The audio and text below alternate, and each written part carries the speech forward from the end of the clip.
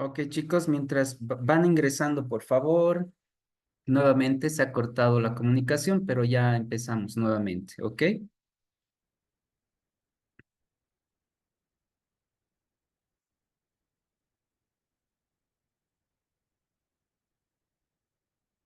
Hola, otra vez. Qué feo que se haya cortado así. Hola, hola. Hola, Alice. Gracias por Hola, responder. Alice. Hola, hola. Nuevamente, a ver, vamos a admitir nuevamente a todos y a todas.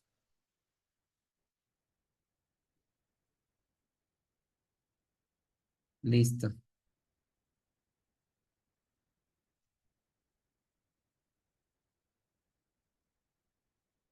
A ver, que ingresen nuevamente, chicos, chicas.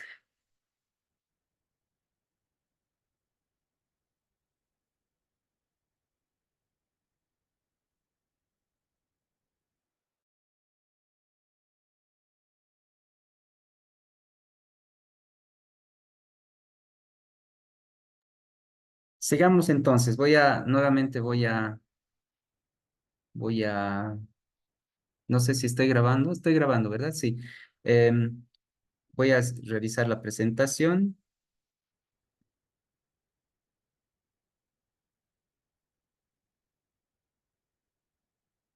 Listo. Ahora sí.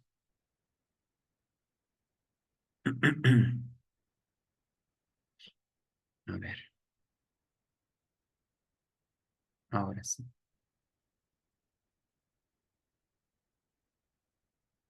A ver, vamos a compartir nuevamente este de aquí. ¿Me confirman, por favor, si estamos con la pantalla grande? Sí, Lice. Sí. Súper. Ok.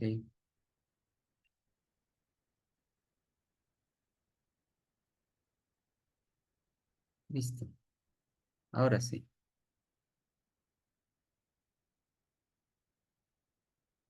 A ver.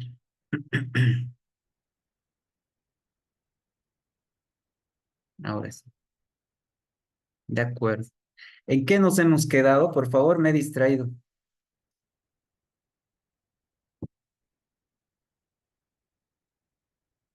Creo que era esta, ¿no? Esta diapositiva, chicos.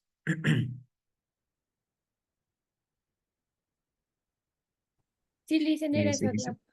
Dale, súper. Entonces, lo que les comentaba era definir, que el ergónomo puede definir, o su trabajo es definir los límites de actuación de la persona detectando y corrigiendo los riesgos de fatiga física y psíquica.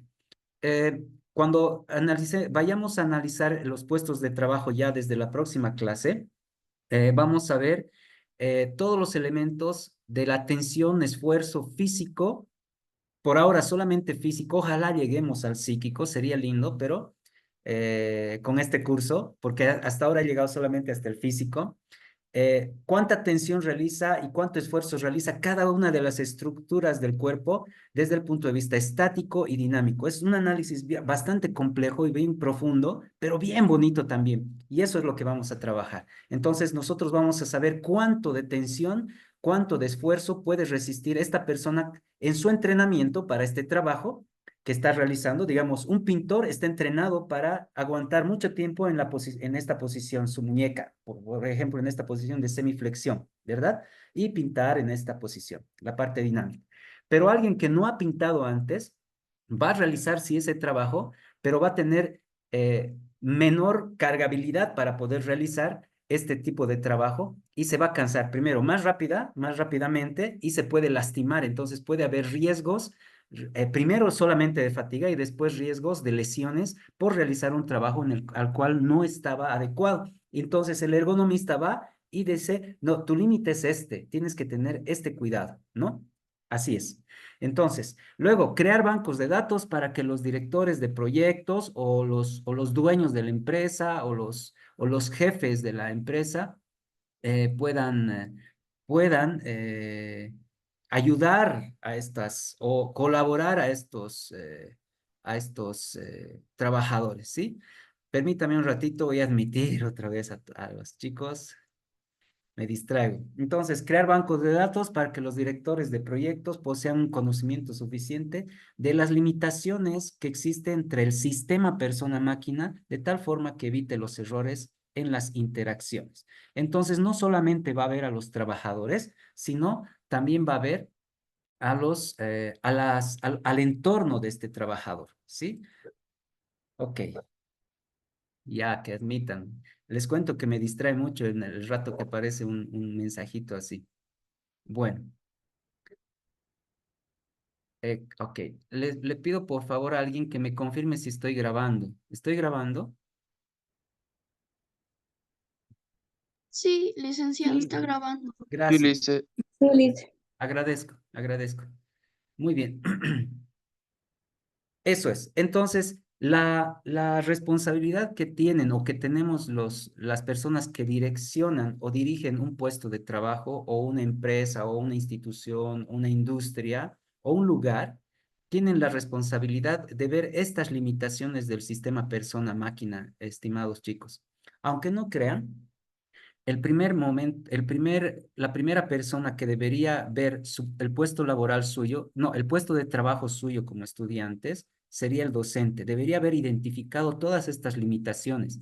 No me acuerdo quién es alguien que es grande y gordito, digamos, o gordita en el curso y le cuesta entrar a su asiento, a su pupitre.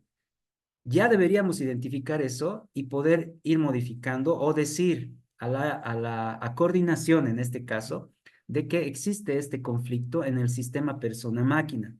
Este trabajador, que sería el estudiante, no está cómodo y no tiene confort para realizar su trabajo en este pupitre. Estoy poniendo un ejemplo de cualquier universidad, de cualquier puesto de trabajo educativo, digamos, ¿no? Y la coordinación debería ir a otro nivel y deberíamos, tratar de que el sistema persona-máquina funcione lo mejor posible para que el rendimiento sea mejor. Y así en cualquier trabajo. Si ustedes, les decía hace rato, si ustedes observan su entorno laboral, posiblemente requiera de un análisis primero de las limitaciones que se tienen a partir de la máquina o de la persona. A ver, ustedes observen su entorno laboral de trabajo en el cual están ahorita y vean esas limitaciones. Tal vez, mi asiento es muy pequeño, mi asiento es muy grande, mi asiento es muy duro, es muy blando, me encajo dentro del asiento, mi mesa es muy alta, la computadora es muy chiquita, etcétera, etcétera, etcétera, ¿no? En este caso, con esta actividad específica. Entonces, tenemos nosotros como ergonomista crear estos datos y decirles a nuestros jefes qué está ocurriendo, ¿ok? Esos son algunos objetivos, chicos. A ver, uno, dos, son cinco, ¿no? Cinco objetivos básicos que nosotros como ergonomistas tenemos que trabajar. De manera general o de manera resumida sería primero entender e identificar los límites tanto de la máquina como de la persona y saber cómo funcionan entre sí para ver que si están relacionados o no. Muchas veces, les debo decir también, muchas veces el límite también lo pone la máquina, ¿no? O el entorno físico, estos elementos con los cuales trabajamos. A veces la máquina tiene un límite para trabajar en cierta actividad y es específicamente para esa actividad. Y nosotros nos vamos a dar cuenta después de que estas máquinas, por más allá de que son máquinas, por ejemplo, un taladro, tiene un límite de trabajo. Y cuando ya empieza a arruinarse, es igual que nuestro cuerpo se empieza a arruinar porque ya ha llegado a cierto límite, no se puede adaptar y empieza a fallar, ¿verdad? Muy bien. Haciendo un pequeño paréntesis nuevamente en cuestiones administrativas, les pido poner en el chat su nombre en este nuevo chat, ¿de acuerdo? Bien, continuemos. Veamos un poquitito a qué nos referimos con el sistema persona-máquina. Vamos a ver que existen básicamente estas cuatro formas de ver al sistema persona-máquina, ¿ok?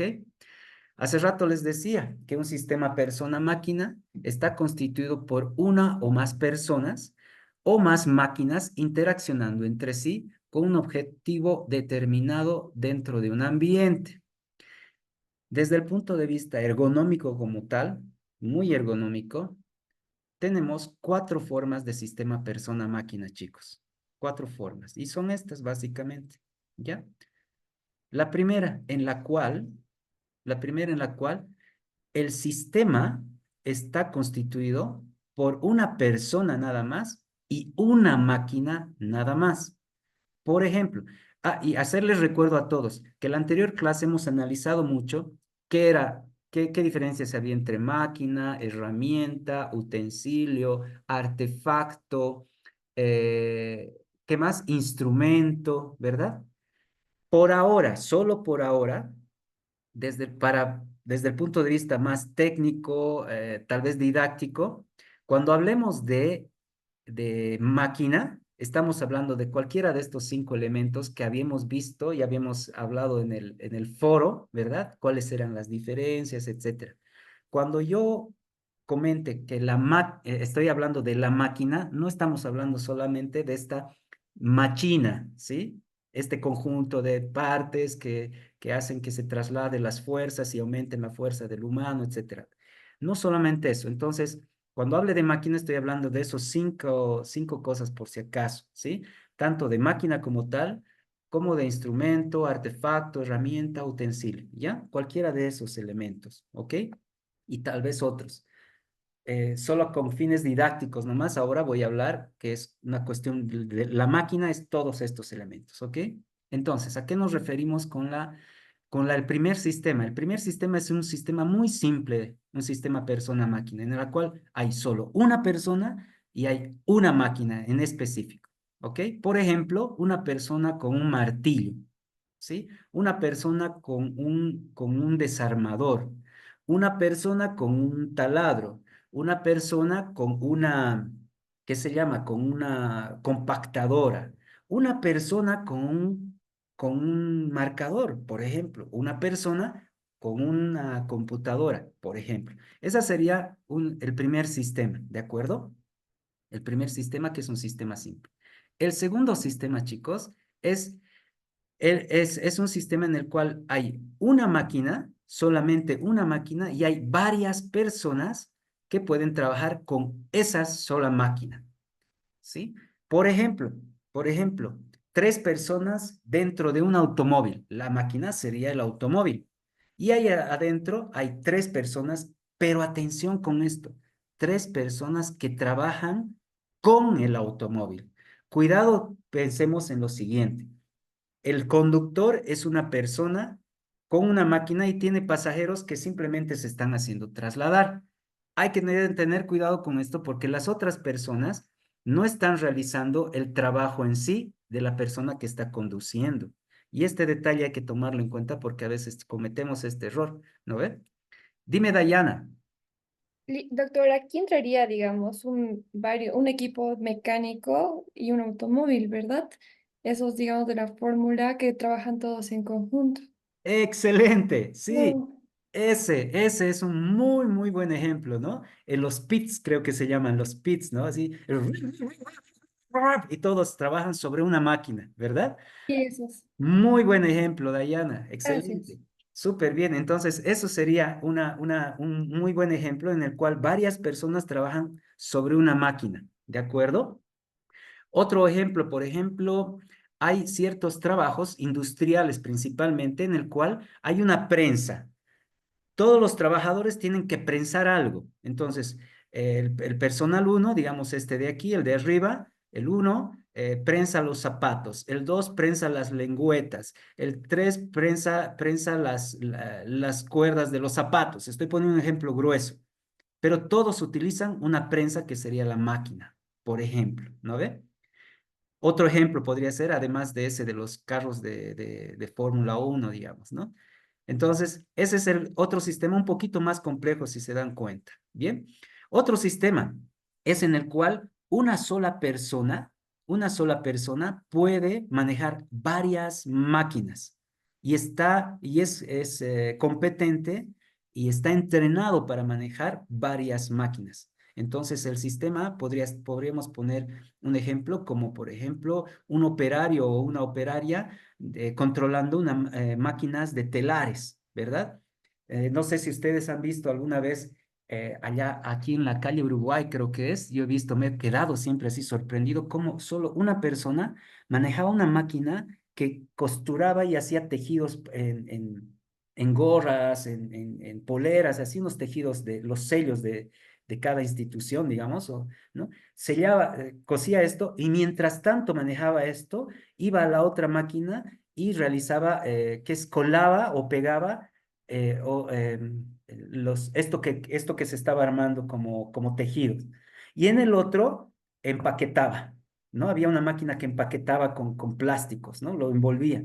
Y solamente lo realizaba una persona, era capísima, era una señora capísima, capísima, pero cansada también, ¿no? Su postura y todo esto hacía de que mostraba de que esta persona sí realmente trabajaba mucho tiempo en eso y era muy, muy, muy hábil.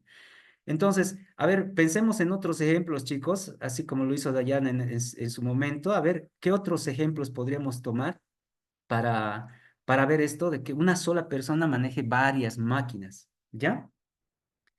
Muy bien. Veamos, el tercer sistema,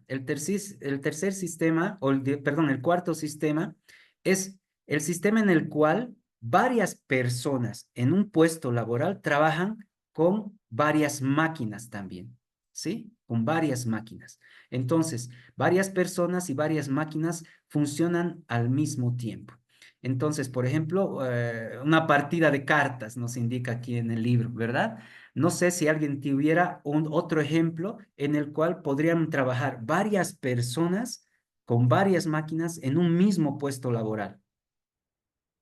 Por ejemplo, a ver, chicos, Podría ser en una fábrica industrial claro que sí, en una fábrica o, por industrial. ejemplo, a ver, una fábrica PIL donde fabrican. Fui una vez y hay muchas máquinas de empaquetar donde ponen igual la leche, etcétera, los jugos. Entonces hay varias máquinas diseñadas y todavía hay varias personas que están ocupadas o también intercalan. Así Eso es, no sé. esa es una muy buen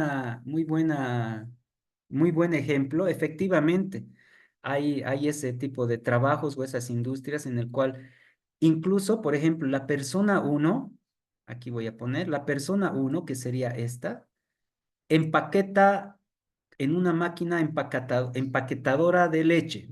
La persona 2 también empaqueta leche, pero leche deslactosada, y aquí lactosada, digamos, ¿no? Y la 3 empaqueta chicolac, ¿no ve? Y la máquina es específica para empaquetar chicolac, ¿no ve? Sofía, levantabas la mano. Sí, también podría ser en una industria que ya está muriendo, que sería la del periódico, Oh, donde sí, hay cadenas de producción. así es, así es. Ese es muy buen ejemplo también. Y la mayoría son industrias, ¿verdad? Dayana, levantabas la mano. Sí, yo me iba más hacia el lado, a lo que estamos estudiando, digamos, fisioterapéutico. Varias personas que son fisioterapeutas también manejan las máquinas que son los equipos de electrodos y diferentes tipos de equipos. Entonces también son varios fisioterapeutas utilizando varias máquinas. Así es. Y se transforma en una industria de la salud, ¿no? Sí, Un gabinete de fisioterapia, Dayana, y para todos, específica. Trabaja así, justamente así. Todos trabajan en un gabinete de fisioterapia, por ejemplo, ¿ya? Aquí está el fisio uno, aquí está el fisio 2, aquí está el fisio 3. La Dayana, la Sofi, no sé, la Neida, digamos, no sé, ¿ok? Y aquí está con el equipo de magneto, aquí está con el de electroterapia y aquí está con el de ultrasonido, ¿no? Y pero todos están realizando un trabajo con propósitos específicos, ¿no? Y así justamente como este rotan, si se dan cuenta hay flechitas, se dan cuenta, uno puede rotar y puede realizar el mismo trabajo de la otra persona y utilizar, por ejemplo, el terapeuta 2 puede trabajar con magneto otra vez, o el terapeuta uno le dice, ven, trabajo yo con electro y tú con magneto, y así sucesivamente. Dani, ¿qué decías? Yo quisiera dar ahora que se me ocurre un ejemplo para el tercer caso, cuando una persona controla varias máquinas. A ver. No sé si estaría bien cuando un ingeniero o un equipo en sistemas, por ejemplo, empieza a controlar el sonido del audio, pero aquí también tiene la computadora, aquí tiene otra operadora que no sé qué es y tiene muchas pantallas. O sea, igual cuando transmiten algunas cosas, tienen varios ordenadores, entonces son varias máquinas, pero solo una persona maneja todo eso, el sonido, la transmisión, etc. Así es. Entonces, Uf. Y si se dan cuenta, hay un montón de trabajos, así como Dani explica, en el cual hay una serie de, dependiendo de las circunstancias, dependiendo, no las circunstancias, dependiendo del trabajo y los propósitos, como que encajan estas cuatro formas de conformar los sistemas persona-máquina, ¿no? Entendiendo la máquina como todo tu entorno laboral, no solamente la máquina como en sí, ¿no? Otro ejemplo, Dani, similar al tuyo, por ejemplo, los ingenieros de sonido, ¿no? Que están ahí con su consola y están trabajando con la consola con varios elementos aquí y además trabajan aquí, ponen play acá, suben el volumen aquí, varios elementos, ¿verdad?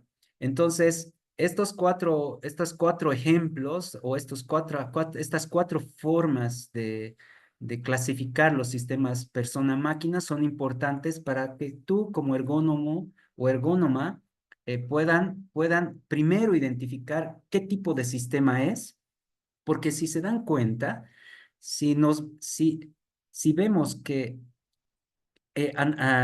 vemos un sistema, por ejemplo el número 3, el C, en que una persona trabaja con varias máquinas, ¿sí? Con varias máquinas, pero atención, es nuevito, es nuevito. Y tú analizas y ves, esta persona está dentro de los límites de un sistema persona-máquina simple, el ejemplo del A, el sistema A, ¿no ve? Pero le dan un trabajo con el ejemplo del C, en el cual tiene que trabajar varias máquinas, ¿no? O más bien le dan un trabajo con el ejemplo D, con el sistema D. Entonces, tenemos que prestar atención a eso, porque tenemos que decirle nosotros al trabajador o a la trabajadora, todavía no estás preparado para eso, requieres de 1, de 2 días de preparación, ¿no? Les pongo un ejemplo que es muy personal, el mío, ¿ya? Y a mí me dieron el trabajo de docente, de ergonomía, súper. Conozco ergonomía, sé muy bien ergonomía, puedo dar clases de ergonomía, sé muy bien cómo realizar el proceso enseñanza-aprendizaje, ta. Pero en el momento en el cual me piden las notas, por ejemplo, o me pedían en esa época que yo era nuevito, yo había trabajado en un sistema persona-máquina simple al principio en otras universidades. Pero cuando ingreso a la universidad, a la UNICEN, me dan un sistema que era un sistema como el ejemplo 3, que era una persona que tenía que trabajar con computadora, con programas, con cartillas, con folders, con informes, hacer una serie de cosas, ¿verdad? Estoy poniendo un ejemplo personal. Y chicos, no estaba preparado para eso. Entonces, ¿qué ha pasado? Me he llenado, me he cargado, emocionalmente me he puesto mal y no he podido funcionar bien. Entonces, al principio me he retrasado en la entrega de notas, etcétera. Eso les estoy hablando del año pasado, ¿no? A ustedes nomás les digo esto, les cuento. Pero la exigencia del trabajo había sido mucho mayor y no estaba yo entrenado para eso. Entonces, ¿qué pasó? Solicité que me realicen una inducción y me indiquen todos los elementos que había que tener para trabajar como docente. Yo soy docente, pero el docente había tenido otros elementos más que abordar. Entonces, me he formado, me han inducido, he podido complementar los conocimientos y ahora lo puedo lograr mejor, ¿verdad? Entonces, he transformado mi sistema persona-máquina a uno más complejo en el grado 3, por ejemplo, ¿no? Que antes era en el grado 1, ¿no? No sé si a ustedes les pasa lo mismo, posiblemente, ¿no? En su trabajo, en el trabajo que tengan o en el trabajo de estudiantes que tengan, pasa lo mismo. Estábamos entrenados para realizar este tipo de trabajos prácticos, este tipo de exámenes. pero viene otro docente y es completamente diferente. Es otro sistema, chicos, si se dan cuenta. El otro sistema te pide, tienes que traer marcadores, tienes que traer colores, tienes que traer reglas, tienes que traer instrumentos, etcétera. Pero antes nunca te habían pedido. Cambia el sistema. Entonces, los sistemas van variando de acuerdo a cómo tú vas evolucionando también como trabajador, ¿ok? Muy bien, Dani, buen ejemplo has dado. Listo. A ver, veamos esto. ¿Alguien puede leer, por favor, este párrafo? ¿Se animan? ¿Alguien? El que quiera. Dani, abrí su cámara. Euris. Dale. Interfaz persona-máquina. La ergonomía posibilita la actuación en el diseño de los espacios, máquinas, herramientas, artefactos que configuran el entorno de la persona, que no es otra cosa que los medios que éste utiliza para comunicarse o satisfacer sus necesidades en el trabajo o en el ocio. El conjunto de útiles y mecanismos, su entorno y el usuario forman una unidad que podemos definir y analizar como un sistema persona-máquina, considerando no solo los valores de interacción de variables, sino también las relaciones sinérgicas. Eso. Gracias, Dani. Y es efectivamente toda esta cuestión del sistema o el interfaz persona-máquina, ¿sí? Todo el sistema persona-máquina, perdón, al transformarse en una interfaz, genera esto, una sinergia, ¿sí? Una sinergia entre los dos elementos. Mientras no exista esta sinergia o esta relación sinérgica o este sinergismo entre la persona o el trabajador y su entorno laboral y los elementos que utiliza para trabajar, no va a haber una armonía para poder producir y un equilibrio para poder producir y rendir mejor en su trabajo. Tiene que haber una coherencia y tiene que haber un sinergismo entre los dos. Si digamos, yo utilizo un lapicero, ¿dónde está mi lapicero? Utilizo un lapicero así. No sé si se logra ver, estoy con cámara, ¿verdad? Sí. ¿Estoy con cámara, chicos? Sí, ¿no? A ver. Sí, Sí, licenciada. estoy. Para corregir exámenes, yo utilizo un lapicero así. Se acabó la tinta. Me dan un lapicero así. No voy a poder trabajar sinérgicamente porque con este marcador en este caso, o un lapicero más grueso, porque estoy ya relacionado, sinergizado, si vale el término, con este lapicero. Hablando de algo tan simple como corregir exámenes, digamos. Y solo el hecho de utilizar esto, que es más pesado, más grueso y cambia mi gesto motor, va a poder producir riesgo de lesión en mi muñeca en este caso. Es como cuando ustedes están trabajando mucho sobre la computadora y utilizan un mouse, por ejemplo, este mouse, ¿ya? Este aparatito.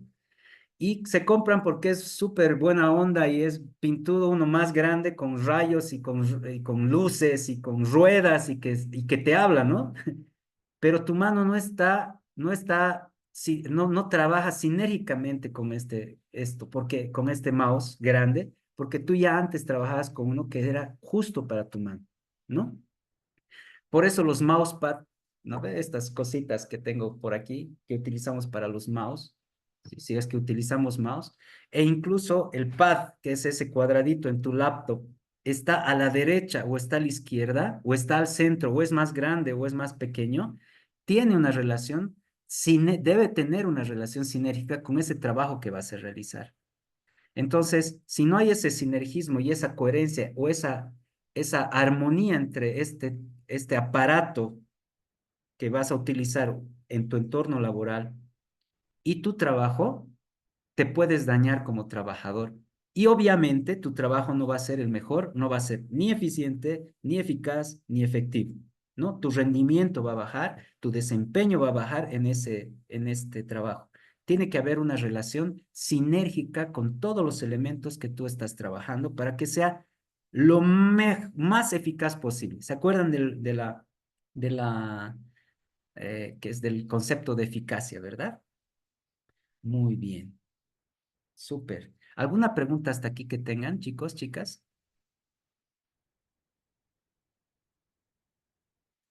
Bueno, veamos, sigamos con el sistema persona-máquinas, persona-máquina.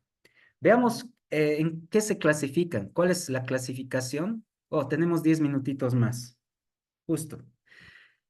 ¿Cuál es la clasificación de, em, en función del grado y de la calidad de interacción entre el trabajador y el usuario? Es decir, entre el trabajador, el usuario y los elementos que utiliza para poder trabajar. Los dividimos, el sistema persona-máquina se divide básicamente en tres. El último le vamos a tener cuidado, más ahora todavía.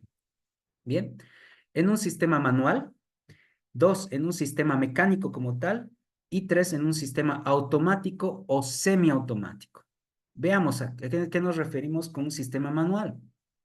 El sistema manual es el propio usuario el que aporta la energía para el funcionamiento y el control de la máquina y el control de los instrumentos o artefactos o aparatos que tú utilices o que utilice el trabajador. ¿De acuerdo?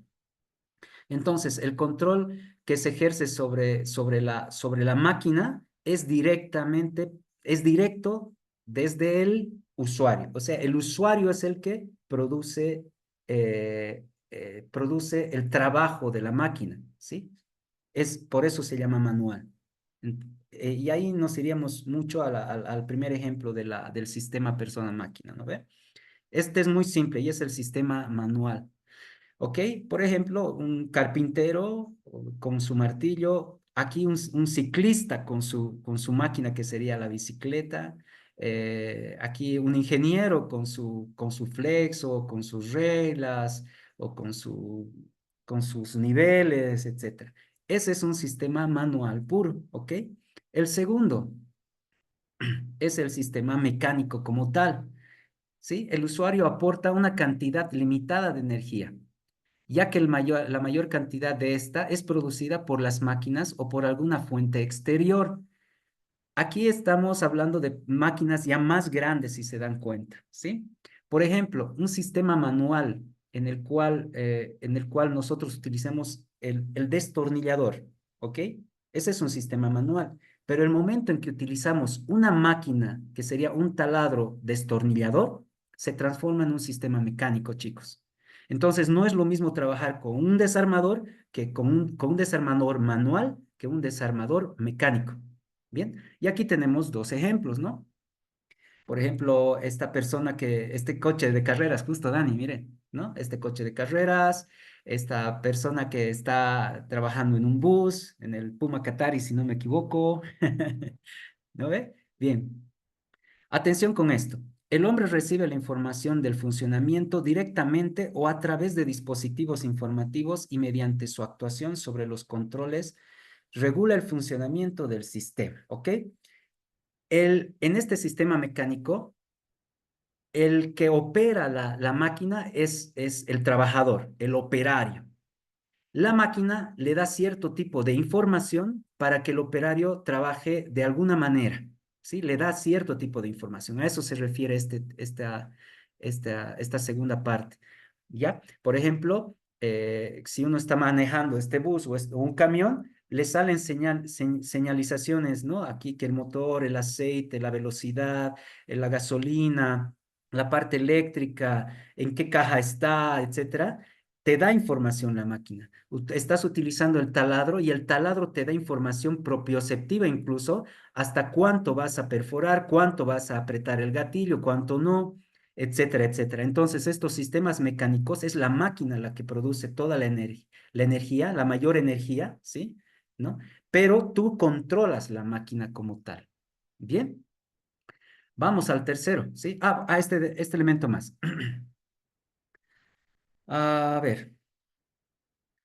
Si a todos estos elementos le aumentamos todos los componentes propios del conductor, por ejemplo, la parte del tamaño y proporciones de la persona, la edad, el sexo, la pericia, la aptitud, capacidades fisiológicas, etcétera, se obtiene un resultado total en el cual las variables a analizar en el sistema mecánico conductor automóvil pues van a ser más claras. ¿A qué nos referimos con todo esto? A lo que les explicaba hace ratito atrás, que es el conductor el cual va a poder combinarse con la máquina, ¿no? Se hace uno la máquina con la persona, pero es la persona la que conduce, la persona la que controla la máquina como tal, ¿sí? Y obviamente todos los elementos propios de la persona deben estar inmersos para poder hacer que esta máquina se adapte y sea coherente y sea sinérgica con eh, la persona con la máquina. Por ejemplo, este auto de carreras, esta Fórmula 1, todo el entorno como máquina como tal está diseñado para ser máquina y producir un propósito y un objetivo. Pero dentro,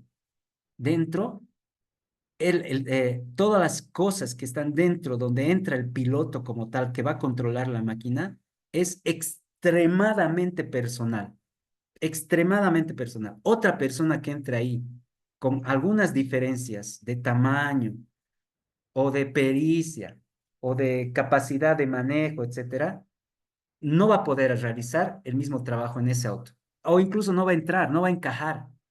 Y estos detalles son tan importantes, chicos, tan importantes para que el rendimiento, en este caso, de correr el coche de carreras, sea el mejor y el más eficaz posible.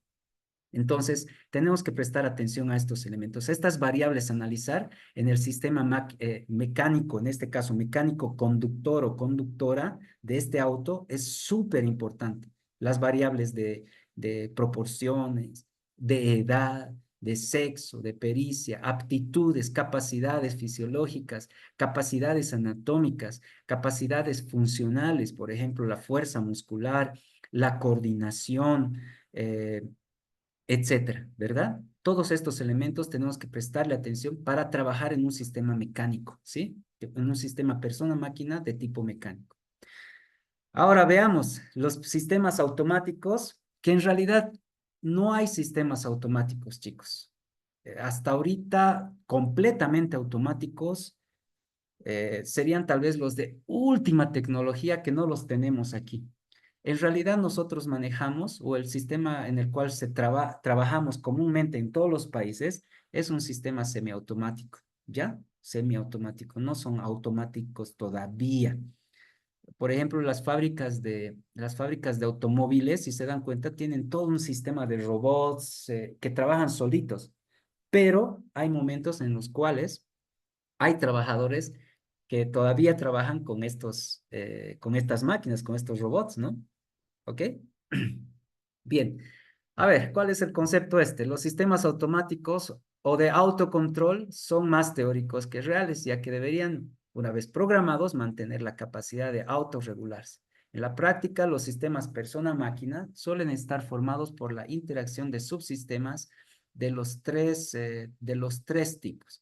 En las industrias, en los puestos de trabajo, son las tres formas de sistemas persona-máquina las que podemos ver. Algunos semiautomáticos, como les decía hace rato atrás, no hay automáticos todavía, manuales y mecánicos. Los tres generalmente están incluidos en una industria, en una empresa, en un puesto de trabajo. Generalmente los tres están incluidos, ¿ya? Los tres tipos.